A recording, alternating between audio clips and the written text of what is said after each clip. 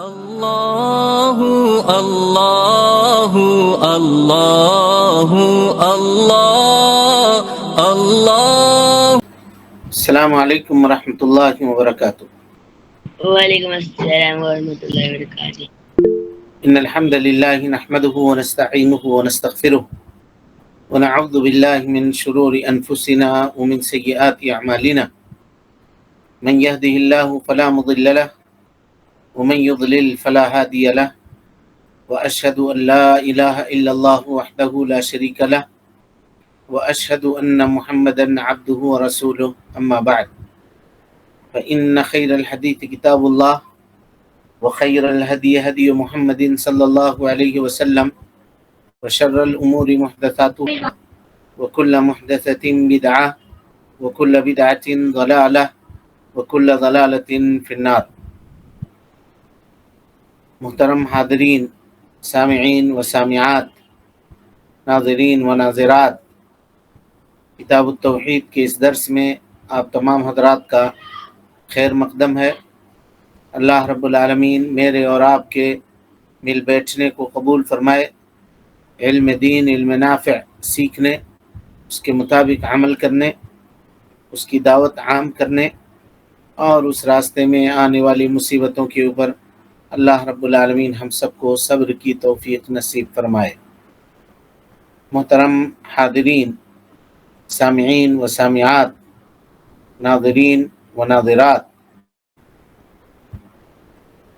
جس باب سے ہم اور آپ گزر رہے ہیں کہ کیا انسان کسی غیبی معاملے میں جس کا اس کو علم نہیں ہے، کیا اللہ رب العالمین کے اوپر قسم اٹھا سکتا ہے یا نہیں اٹھا سکتا؟ اس سلسلے میں گفتگو آپ کے سامنے چل رہی تھی، اور حضرت جندب ابن عبداللہ البجلی رضی اللہ تعالی عنہ کی روایت جو شیخ الاسلام محمد بن عبد الوہاب رحمۃ اللہ علیہ نے اس باب کے اندر ذکر کیا ہے، اس کی تشریح کل کے درس میں کی جا چکی تھی۔ اب اس باب کے مسائل باقی ہیں، تو چلیے کوئی مسئلہ پڑھیے۔ بسم اللہ۔ الحمد للہ وحدہ والصلاة والسلام علی من لا نبی بعد، اما بعد فاعوذ باللہ من الشیطان الرجیم، بسم اللہ الرحمن الرحیم۔ مسائل نمبر 1، اللہ تعالیٰ پر قسم اٹھانے سے تحذیر اور تخویف ہے۔ تخویف اور تحذیر مانے ڈرانا، منع کرنا ہے نا۔ تحذیر مانے ڈرانا اور تخویف کے مانے خوف دلانا۔ کہتے ہیں اللہ رب العالمین سے کوئی آدمی اللہ رب العالمین کے اوپر کسی غیبی معاملے میں بغیر علم کے قسم کھانا یہ حرام ہے جی، ہے نا۔ کسی غیبی معاملے میں بغیر علم کے، یہ قید لگانا ضروری ہے، کیونکہ اس کی جو 3 شکلیں ہم نے آپ کے سامنے اس باب کے مقدمے میں بیان کیا تھا، اس کو آپ اپنے ذہن کے اندر رکھیے گا کہ کب کھا سکتے ہیں قسم کسی ایسے معاملے میں جو غیب کا ہے لیکن آپ کو علم ہے۔ جیسے مثال کے طور پہ اللہ تعالیٰ نے قسم اللہ کی، اللہ نے مشرکوں کے اوپر جنت کو حرام قرار دیا ہے، اس کا علم ہے ہم سب کو۔ اللہ تعالیٰ قرآن مجید میں فرماتا ہے انہ من یشرک باللہ فقد حرم اللہ علیہ الجنہ۔ اسی طرح سے کوئی آدمی اگر یہ قسم کھائے کہ اللہ کی قسم، اللہ رب العالمین کسی مشرک کی بخشش نہیں کرے گا، کسی مشرک کو معاف نہیں کرے گا، تو ٹھیک ہے۔ اللہ تعالیٰ فرماتا ہے ان اللہ لا یغفر ان یشرک بہ ویغفر ما دون ذلک لمن یشاء۔ یہ غیب کا معاملہ تو ہے، لیکن اس کا علم، یہ غیب کا معاملے کا علم ہمارے پاس موجود ہے، اللہ رب العالمین نے وہ بتلا دیا ہے، تو اس حساب سے اگر کوئی بندہ کھاتا ہے تو اس میں کوئی حرج نہیں ہے، لیکن جس میں نہیں ہے اگر اس میں کھاتا ہے تو وہ جائز نہیں ہے۔ چلیں مسئلہ نمبر 2۔ دوزخ انسان کے تسمے سے بھی زیادہ قریب ہے۔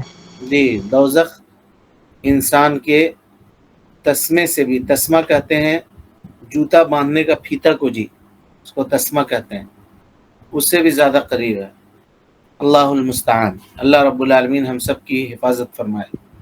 یعنی انسان گناہوں سے بچتا نہیں ہے جی، گناہوں کو ہلکا سمجھتا ہے، کچھ گناہ ایسے ہیں جو دیکھنے میں بہت چھوٹے معلوم ہوتے ہیں لیکن انسان کو جہنم تک گھسیٹنے کے لیے کافی ہیں، ہے نا؟ اور بعض گناہ ایسے ہوتے ہیں جن کو انسان بڑا نہیں سمجھتا ہے، اس کے بارے میں کبھی سوچتا نہیں ہے، اور وہی گناہ والعیاذ باللہ انسان کے جہنم داخل ہونے کے سبب بن جاتے ہیں۔ اسی لیے موفق وہ آدمی ہے جو خیر کے کاموں میں اخلاص کے ساتھ نبی صلی اللہ علیہ وسلم کی اتباع کرتا رہے، نبی صلی اللہ علیہ وسلم کی پیروی کرتا رہے، اور اللہ اور اس کے رسول نے جن چیزوں سے منع کیا ہے ان چیزوں سے بچتا رہے، اور اللہ رب العالمین سے ہمیشہ توفیق طلب کرتا رہے تاکہ اللہ رب العالمین اس طرح کے ہلاک کر دینے والے گناہوں سے اس کی حفاظت کرے اور اس کو محفوظ رکھے۔ چلیے 3 جنت بھی انسان کے ایسے ہی قریب ہے۔ بالکل جنت بھی انسان کے قریب ہے۔ یہ جو استدلال کر رہے ہیں نا، یہ جو استدلال کر رہے ہیں وہ اس حدیث سے کر رہے ہیں، حضرت ابو ہریرہ کی حدیث جو کل آپ پڑھ چکے ہیں۔ بتائیے نا، ایک آدمی عابد ہے، عبادت کرنے والا ہے، اور دوسرا آدمی جو ہے وہ عبادت کرنے والا نہیں تھا اور گناہ کے اندر ملوث تھا۔ اس نے اس کو دیکھا، گناہ کے اوپر منع کیا، نہیں مانا، کہا کہ مجھ کو میرے رب کے درمیان چھوڑ دو۔ اس نے کہا کہ قسم اللہ کی، اللہ تم کو کبھی معاف نہیں کرے گا۔ اللہ نے دونوں کو موت دے دی، اور اس کو دیکھیے اس کو جنت مل گئی اور اس کو جہنم جانا پڑا۔ تو کتنا قریب ہے معاملہ انسان کے، اس کی وضاحت کر رہے ہیں شیخ الاسلام، ہے نا؟ اسی طرح سے جنت بھی انسان کے بہت قریب ہے۔ جب انسان مومن ہے، مسلمان ہے، تو جنت اس سے قریب ہے۔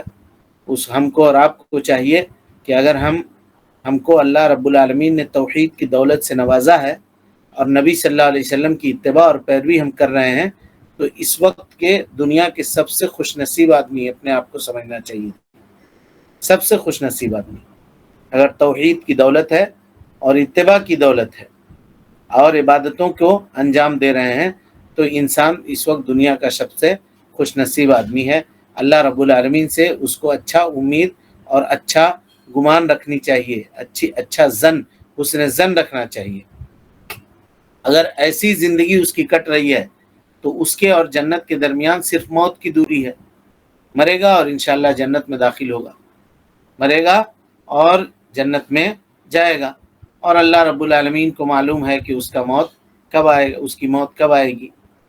تو ہمیں شدت سے اس بات کا احساس ہونا چاہیے کہ جنت بھی ہمارے بہت قریب ہے اور جہنم بھی ہمارے بہت قریب ہے نا؟ یہ مت سمجھے کہ ہم جہنم میں جائیں گے، نہیں جائیں گے۔ جہنم میں ہم تھوڑی جائیں گے، یہ گمان نہ کرے، بلکہ جہنم سے بھی قریب ہے، جنت سے بھی قریب ہے۔ محنت کرے، کوشش کرے کہ اللہ رب العالمین اپنے فضل سے، اپنے توفیق سے اس کو جنت میں داخل کرے، اور اللہ تعالیٰ اس کے اوپر رحم کرتے ہوئے، کرم کرتے ہوئے جہنم سے بچا لے۔ چلیں 4 اس حدیث میں نبی کریم صلی اللہ علیہ وسلم کے درج ذیل فرمان کی تصدیق و تائید ہے۔ ان الرجل لیتکلم بالکلمات الاخ کہ بسا اوقات انسان کو نہیں جی، ایسا مفیز اس کو پڑھیں گے الی آخر۔ کیا پڑھیں گے؟ جی الی آخر، ہاں الی آخر، یعنی یہ جو حدیث ہے نا وہ الی آخر الحدیث، حدیث کا ٹکڑا انہوں نے نقل کر دیا اور کہا کہ الی آخر الحدیث، یعنی پوری حدیث ابھی پڑھیں گے ہم آپ کے سامنے۔ چلیے کہ بسا اوقات انسان کوئی ایسا کلمہ کہہ جاتا ہے جس سے اس کی دنیا و آخرت برباد ہو جاتی ہے۔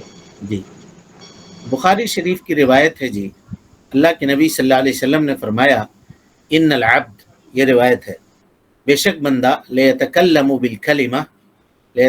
بالکلمہ اپنی زبان سے کوئی ایسی گفتگو کرتا ہے، من رضوان اللہ رب العالمین کی رضامندی کی بات، لا یلقی لہا بالا، وہ ایسی ہی بات نکل گئی اس کی زبان سے، یعنی بہت سوچ سمجھ کے اس نے وہ بات نہیں کی ہے، یرفع اللہ بہا درجات، اللہ رب العالمین جنت میں اس کے درجات کو بلند کرتا ہے۔ وَإِنَّ الْعَبْدَ لَيَتَكَلَّمْ بِالْكَلِمَةِ، اور کبھی کبھی ایسا ہوتا ہے کہ کوئی بندہ اپنی زبان سے ایسی بات نکالتا ہے من سخط اللہ، اللہ رب العالمین کی ناراضگی کا، لا یلقی لہا بالا، اس کا شعور بھی اس کو نہیں ہوتا ہے، یہوی بہا فی جہنم، اسی کی وجہ سے وہ جہنم کے نچلے طبقے میں پہنچ جاتا ہے، گڑھے میں گر جاتا ہے نا۔ لا یلقی لہا بالن کا مطلب یہ ہے کہ اس کلمے کا اس کی نگاہ میں کوئی وزن نہیں ہے، ایسے ہی بول گیا، ایسے ہی بول گیا، یعنی وہ سمجھا بھی نہیں تھا کہ ہم جو بول رہے ہیں یہ اللہ رب العالمین کی پسندیدگی کی بات، یہ اللہ تعالیٰ کو اتنی پسند آ جائے گی کہ اس کو جنت میں اسی کی وجہ سے داخل کر دے گا، اس کے درجات کو بلند کر دے گا۔ اور ایک آدمی جو اللہ کی ناراضگی کی بات کرتا ہے اس کو گمان اور شعور بھی نہیں ہوگا کہ اللہ کو یہ بات اتنی ناپسند ہوگی اور اتنی اللہ رب العالمین اس بات سے ناراض ہوگا کہ اس کو جہنم کے گڑھے کے اندر ڈھکیل دے گا، سمجھ رہے ہیں؟ اور مسلم کی روایت ہے کہ ان العبد لیتکلم بالکلمہ، بے شک کوئی بندہ کوئی گفتگو کرتا ہے، ینزل بہا فی النار، جہنم میں اس میں داخل ہو جاتا ہے، ابعد ما بین المشرق والمغرب، مشرق اور مغرب کے درمیان جتنی دوری ہے نا اس سے بھی زیادہ نیچے وہ جہنم کے گڑھے میں اس جملے کی وجہ سے یا اس قول کی وجہ سے داخل ہو جاتا ہے۔ اسی طرح سے اللہ کے نبی صلی اللہ علیہ وسلم نے فرمایا جی ان الرجل لیتکلم بالکلمہ لا یرا بها بأسا، آدمی اپنی زبان سے کوئی ایسی بات کہہ دیتا ہے اور کچھ نہیں سمجھتا ہے، بول گیا زبان سے، یہوی بہا 70 خریفا فی النار، 70 سال کی مسافت جہنم کے اندر جہنم کے گڑھے میں گرتا چلا جاتا ہے اسی ایک جملے کی وجہ سے۔ علامہ البانی رحمۃ اللہ علیہ نے اس حدیث کو صحیح قرار دیا ہے، ٹھیک ہے؟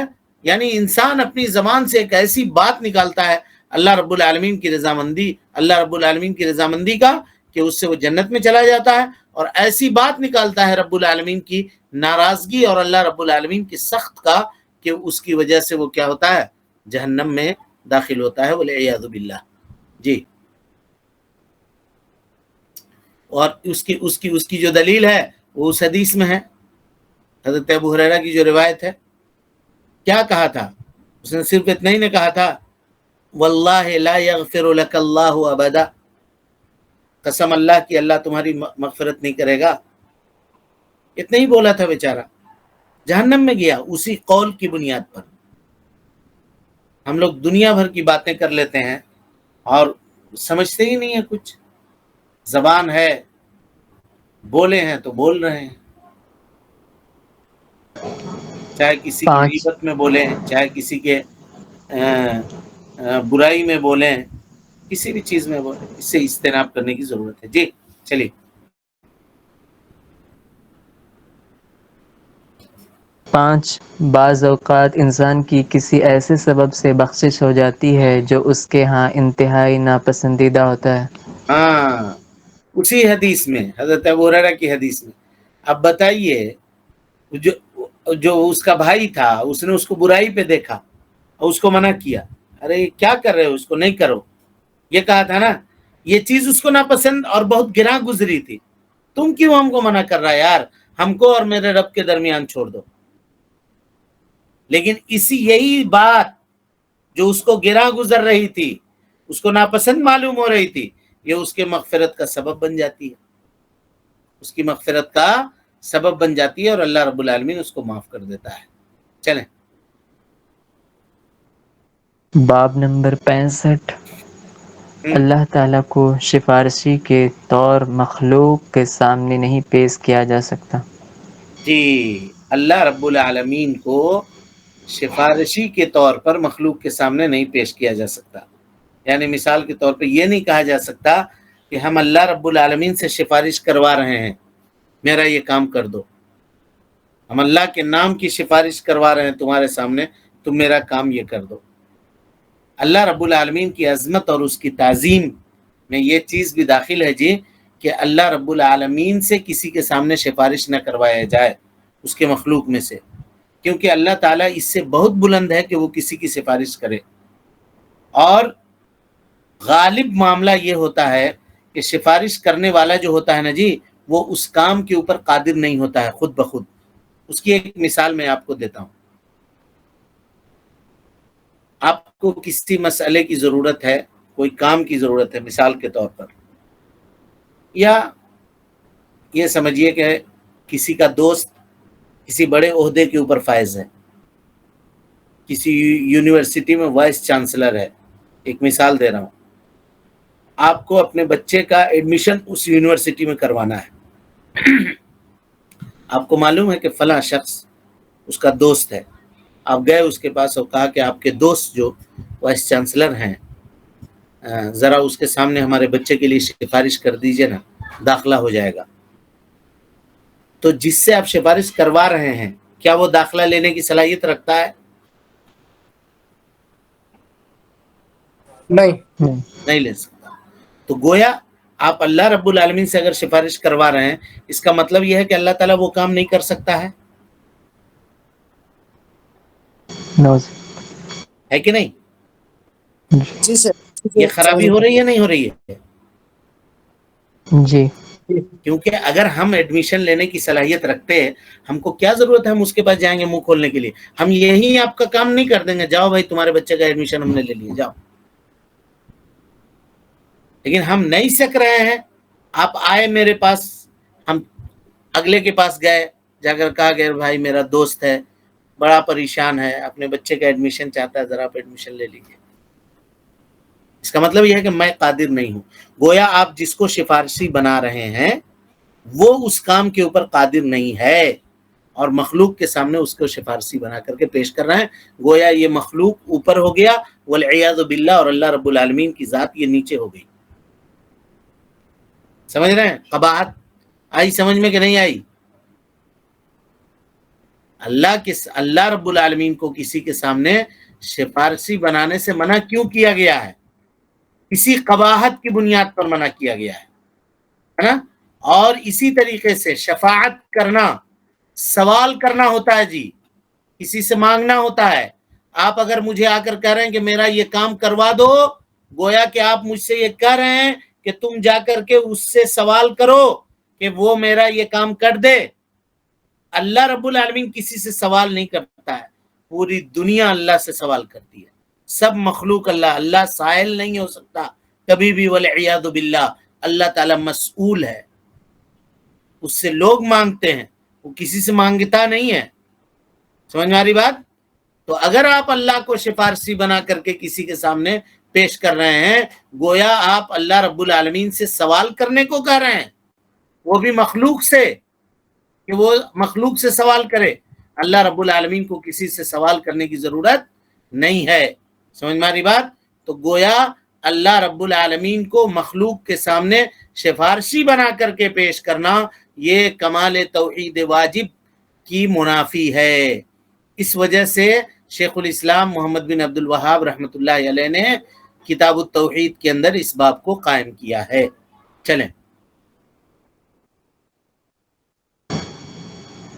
حضرت جبیر بن مطعم رضی اللہ عنہ سے مروی ہے کہ ایک بدوی نبی صلی اللہ علیہ وسلم کو کہنے لگا، یا رسول اللہ صلی اللہ علیہ وسلم، نہکت الانفس وجاء العیال وحلکت الاموال فاستسق لنا ربک فإن نستشفع بالله عليك وبك على الله۔ فقال النبي صلى الله عليه وسلم سبحان الله سبحان الله، فما زال يسبح حتى عرف ذلك في وجوه أصحابه، ثم قال ويحك أتدري ما الله؟ إن شأن الله أعظم من ذلك، إنه لا يستشفع بالله على أحد، رواه ابو داود۔ یا رسول اللہ صلی اللہ علیہ وسلم، جانیں تلف ہو گئیں، بچے بھوکے مر گئے اور مال برباد ہو گیا۔ آپ صلی اللہ علیہ وسلم ہمارے لیے اپنے رب سے بارش کی دعا فرمائیں، ہم اللہ تعالیٰ کو آپ کے پاس اور آپ کو اللہ تعالیٰ کے حضور سفارشی کے طور پر پیش یہی ہے کرتے ہیں۔ محل شاہد، ہم اللہ تعالیٰ کو آپ کے پاس سفارشی بناتے ہیں، اور آپ کو اللہ رب العالمین کے پاس سفارشی بناتے ہیں۔ چلیے آپ صلی اللہ علیہ وسلم نے اس کی بات سن کر بار بار سبحان اللہ پڑھا۔ آپ صلی اللہ علیہ وسلم بدستور سبحان اللہ پڑھتے رہے یہاں تک کہ اس کا اثر صحابہ کرام کے چہروں پر ظاہر ہوا۔ پھر آپ صلی اللہ علیہ وسلم نے فرمایا، تجھ پر افسوس، کیا تو جانتا ہے کہ اللہ کیا ہے، یعنی اس کا کیا مقام اور کیا شان ہے؟ اللہ تعالیٰ کی شان اس سے کہیں بلند ہے، اسے کسی کے سامنے سفارشی کے طور پر پیش نہیں کیا جا سکتا۔ جی یہ حدیث جی جو ابھی آپ کے سامنے پڑھی گئی، حضرت جبیر ابن مطعم رضی اللہ تعالیٰ عنہ کی روایت، اس کو امام ابو داؤد نے، اسی طرح سے بزار نے، اور ابن خزیمہ نے توحید میں، ابو عوانہ نے، ابن ابی عاصم نے ہے نا روایت کیا ہے۔ اور امام ابو داؤد رحمۃ اللہ علیہ اس حدیث کو بیان کرنے کے بعد خاموش ہیں۔ تو امام ابو داؤد کا معاملہ یہ ہے کہ وہ اگر اپنی سنن میں کوئی حدیث بیان کریں اور بیان کرنے کے بعد خاموش ہو جائیں تو وہ حدیث ان کے نزدیک قابل حجت ہوتی ہے۔ اسی لیے امام ذہبی اور امام ابن قیم رحمۃ اللہ علیہ نے اس حدیث کو حسن کہا ہے، یعنی ابو داؤد کے نزدیک یہ حدیث حسن ہے۔ لیکن علامہ البانی رحمۃ اللہ علیہ نے اور ارناؤت نے اس کے سند کو کیا کہا ہے؟ ضعیف قرار دیا ہے۔ اسی طرح سے غرابت، یعنی اس کے سند میں غرابت ہے، یہ امام ذہبی اور ابن کثیر رحمۃ اللہ علیہ کہتے ہیں۔ جب آپ اس کے سند کے اوپر غور کریں گے اور دیکھیں گے تو بلا شبہ اس کی سند جو ہے وہ ضعیف ہے، لیکن اس کا معنی جو ہے وہ صحیح ہے نا، اس کا معنی صحیح ہے۔ یہی بات شیخ ابن باز رحمۃ اللہ علیہ کہتے ہیں کہ اس کی سند تو ضعیف ہے حدیث کی، لیکن اس کے اندر جو باتیں بیان ہوئی ہے، اس کا جو معنی ہے وہ صحیح ہے، اور دوسرے دلائل اور دوسری حدیثیں اس کی شواہد کے اوپر پیش کی جا سکتی ہیں، اور دوسری حدیثیں اس کے معنی کی تائید کرتی ہیں، اس کے معنی کی تائید کرتی ہیں، ہے نا۔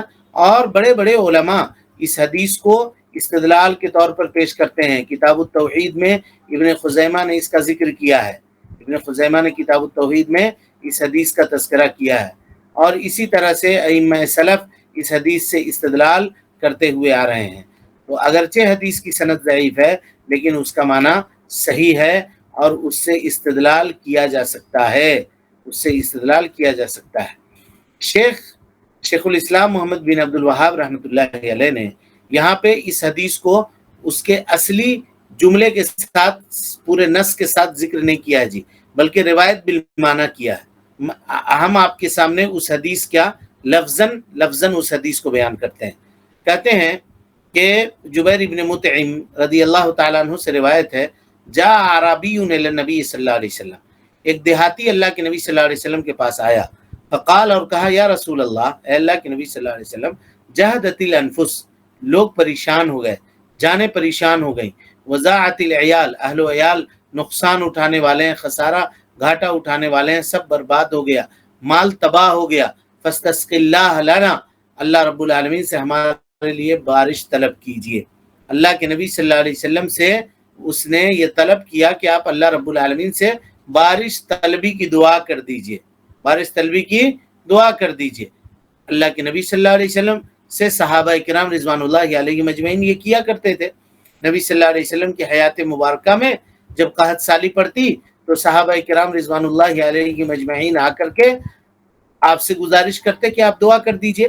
ایک اور قصہ آپ اس طرح سے پڑھ چکے ہوں گے، آپ کو معلوم ہوگا کہ آپ خطبہ دے رہے تھے، ایک دیہاتی داخل ہوا اور داخل ہونے کے بعد کہا کہ اللہ کے نبی صلی اللہ علیہ وسلم مال تباہ ہو گیا، آپ نے دعا کی اور بارش ہوئی۔ پھر دوسرے جمعہ کو آیا اور پھر اس نے پھر اللہ کے نبی صلی اللہ علیہ وسلم سے دعا کی، گزارش کی، ہے نا۔ تو ویسے ہی اس دیہاتی شخص نے آ کر کے اللہ کے نبی صلی اللہ علیہ وسلم سے گزارش کی، فاستسق اللہ لنا، ہمارے لیے بارش طلب کر دیجئے، فإنا نستشفع بك علی اللہ، ہم اللہ رب العالمین کے سامنے آپ کو سفارشی بناتے ہیں، یعنی آپ دعا کر کے ہماری سفارش کر دیجئے اللہ رب العالمین سے، وَنَسْتَشْفَعُ بِاللَّهِ عَلَيْكَ، اور اللہ رب العالمین کو آپ کے سامنے سفارشی بناتے ہیں۔ دونوں جملہ اس نے ذکر کیا جی، ایک جملہ صحیح کہا اور دوسرا جملہ غلط کہا۔ جیسے اس دوسرا جملہ کہا، اللہ کے نبی صلی اللہ علیہ وسلم نے فرمایا وہی حق، خرابی ہو تمہارے لیے۔ عربی زبان میں کسی کو ڈانٹنے کے لیے اس جملے کا استعمال کیا جاتا تھا، ہے نا؟ یعنی یہ جملہ اس وقت آدمی کہتا تھا جب آپ کسی کو تکلیف پہنچائیں، آپ کوئی ایسا عمل کریں یا کوئی ایسی بات کہہ دیں جس سے سامنے والا تکلیف میں مبتلا ہونا، تو وہ آپ کو جواب وہی حق، خرابی ہو تیرے لیے، تم نے مجھ کو تکلیف کے اندر ڈال دیا۔ تو یہ جملہ اللہ کے نبی صلی اللہ علیہ وسلم نے کہا وہی حق، خرابی ہو تمہارے لیے۔ تدری ما تقول، کیا بول رہے ہو؟ سمجھ بھی رہے ہو کیا بول رہے ہو؟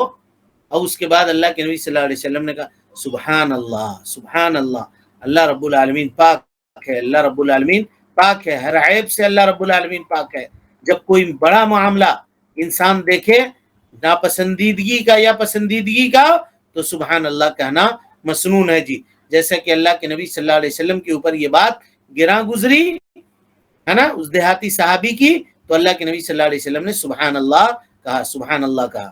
اور اسی لیے جی جب نماز میں مصلی سے کوئی غلطی ہو جائے، مصلی مقتدی لوگ کیا کہے گا؟ امام سے غلطی ہو جائے تو اس کو سبحان اللہ کہہ کے اس کو آگاہ کرے گا۔ اور مسلمان آدمی اللہ رب العالمین کے ذکر میں سبحان اللہ کہتا ہے۔ سبحان اللہ کا معنی ہے کہ میں اللہ رب العالمین کو ہر عیب سے، ہر نقص سے پاک کر رہا ہوں اور اللہ رب العالمین کی تسبیح بیان کر رہا ہوں، ہے نا؟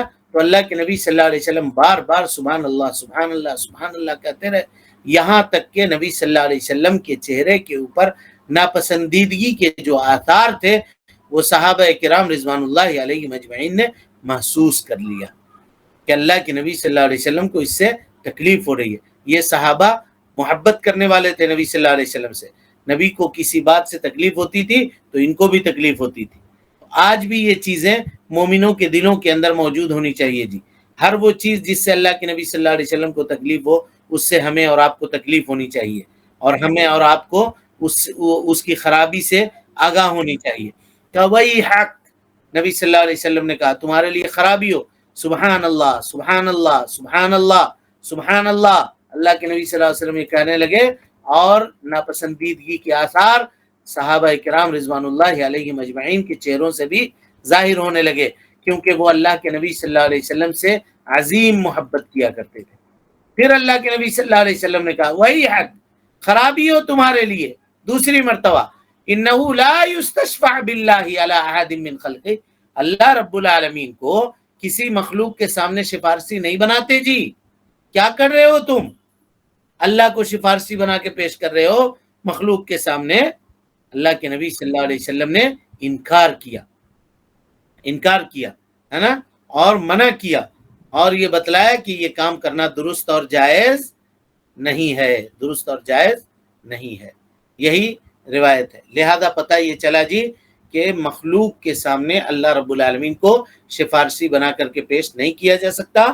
اس کی دو وجہ، ایک تو یہ حدیث دلیل ہے اس کی، کوئی آدمی یہ کہے کہ یہ حدیث چلو ضعیف ہے تو آپ اس کو کہیے ائمہ نے اس کو قبول کیا ہے، اور اگر کہے تو پھر اس کی خرابی بتائیے کہ عام طور پہ سفارش کرنے والا شخص وہ ہوتا ہے جو اس کام کو کرنے کے اوپر قادر نہیں ہے۔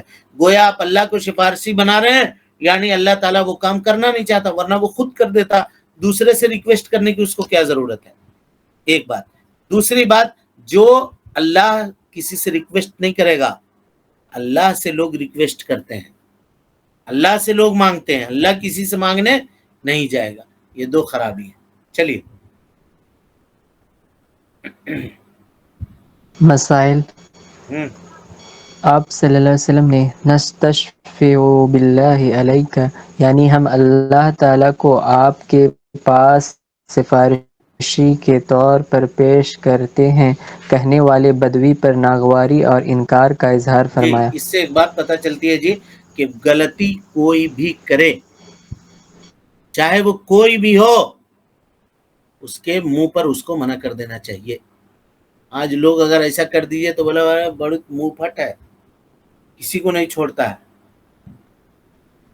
اس کی غلطی پہ اس کو ٹوک دیا، اس کو منع کر دیا۔ کاہے نہیں منع کرے گا؟ غلطی کرے گا تو نہیں منع کرے گا؟ کون ہے وہ؟ نبی صلی اللہ علیہ وسلم کا یہی طریقہ ہے، غلطی کی ہے سب کے سامنے آپ نے اس کو منع کر دیا. سمجھ میں آ رہی بات کہ نہیں آ رہی ہے؟ جی جی سر جی لوگ کہتے ہیں بہت اسٹیٹ فارورڈ ہے. تھوڑا سا ڈپلومیٹ ہونا چاہیے آدمی کو. کاہے کو ڈپلومیٹ ہوگا؟ کیوں ڈپلومیٹ بنے گا جی؟ کیوں منافقت قبول کرے گا؟ کیوں جی حضوری کرے گا؟ غلطی کرو گے تو باگے دوہل ٹوکیں گے اور بولیں گے. خراب لگتا ہے لگے، خراب لگتا ہے لگے. اللہ کے نبی صلی اللہ علیہ وسلم کی یہی تعلیم ہے نا. اللہ کے نبی صلی اللہ علیہ وسلم نے اس کو وہیں پہ روکا. یہ نہیں کہا کہ بعد میں منع کریں گے، دیکھیں گے. اکیلے میں سمجھانا چاہیے تھا، اکیلے میں بولنا چاہیے تھا. کوئی بات ہو گئی تھی، سب کے سامنے نہیں بولنا ہے. کاہے نہیں بولے گا؟ سب کے سامنے غلطی کرو گے، تم کو اکیلے میں ٹوکیں گے. اور کسی کو برا بھی نہیں ماننا چاہیے جی اگر غلطی کے اوپر اس کو انکار کیا گیا تو، کیونکہ خطا کے اوپر انکار کرنا یہ اللہ کے نبی صلی اللہ علیہ وسلم کی سنت ہے. اور جو اس سے نفرت کرتا ہے وہ سنت رسول سے نفرت کرتا ہے، سنت رسول سے نفرت کرتا ہے. چلیں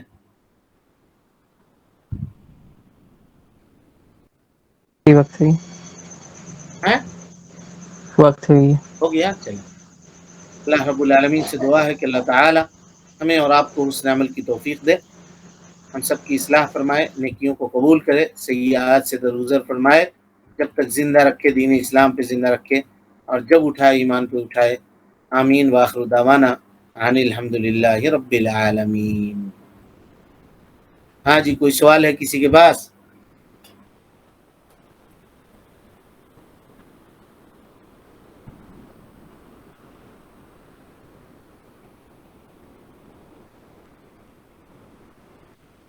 کوئی سوال ہے؟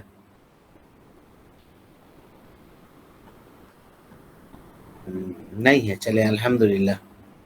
السلام علیکم ورحمۃ اللہ وبرکاتہ. وعلیکم السلام ورحمۃ اللہ اللہ اللہ اللہ اللہ